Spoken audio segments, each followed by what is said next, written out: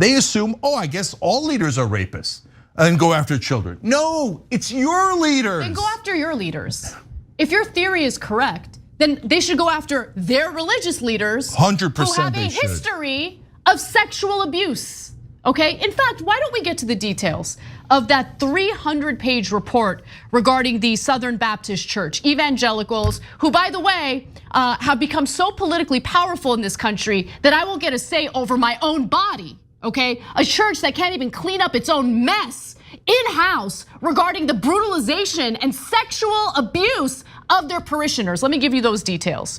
So as I mentioned, it's a 300-page report. It looked at sexual abuse in the Southern Baptist Convention over 20 years, 20 years. And of course, it's exactly what you can expect. Sexual abuse happens, church finds out about it. What do? They cover it up.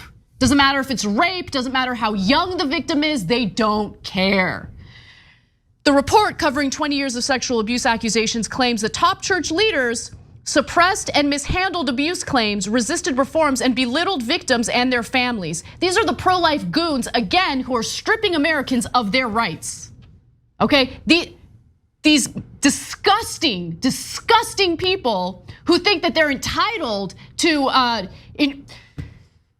violating the bodies of their own parishioners now get to make decisions about what women get to do with their own bodies. It's disgusting. In fact, one head pastor of the Seaford Baptist Church said of the report, "It makes you ill." It sure does, Michael Howard, it sure does.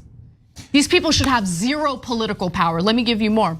A select group of executive committee leaders largely controlled the committee's response to abuse reports, and they were singularly focused on avoiding liability for the Southern Baptist Church to the exclusion of other considerations. This meant that survivors and others who reported abuse were ignored, disbelieved, or met with the constant refrain that the SBC, the Southern Baptist Church, could take no action due to its policy regarding church autonomy, even if it meant that convicted molesters continued in ministry with no notice or warning to their current church or congregation.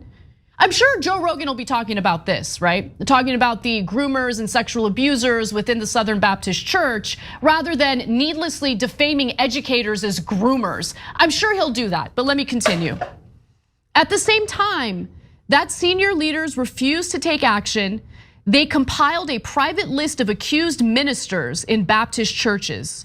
There is no evidence that they shared this list or took any action to ensure that the accused ministers were no longer in positions of power at Southern Baptist Convention churches. Eventually, this list included a total of 703 abusers, with 409 believed to be SBC affiliated at some point in time. But they covered it up. They covered it up because who cares about the survivors of the sexual abuse? Who cares about their own parishioners? We got to protect the leadership, the evangelical leadership.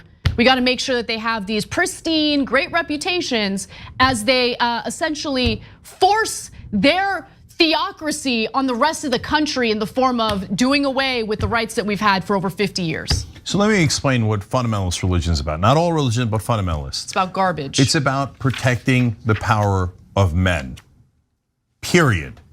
So let me give you details about that. So this same Southern Baptist group, when there was a church, it's actually one of their biggest congregations in Southern California that ordained women ministers, pastors, you know what they did? Immediate investigation.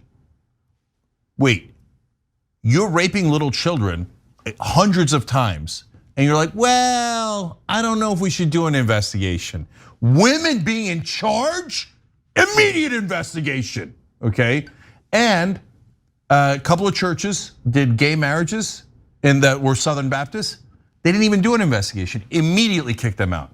They're like, loving someone that we don't allow, no, unacceptable. Unacceptable. You are not to celebrate love. You are not to celebrate the way God created you. You are to understand that straight men are in charge, so-called straight men are in charge, and you are to bow your head. But if they're raping your kids, no big deal. no big deal. It took them decades to figure out if they should do an investigation. Why? Because it was straight white, so-called straight white men that are in power. And by the way, it doesn't have to be white. Again, in the Muslim world, they're not white necessarily. In every part of the world, if there is a fundamentalist religious leader, watch out. There is an excellent chance they are the single most immoral person you will ever meet, and do not leave any of your family members alone with them, ever, ever. There's an excellent chance they will abuse them and then cover it up. But God forbid they should share power with anyone, women, gay people. It does, no way, no way. They will stamp that out. But pedophilia, they're totally okay with it, as long as they're the ones who get to do it.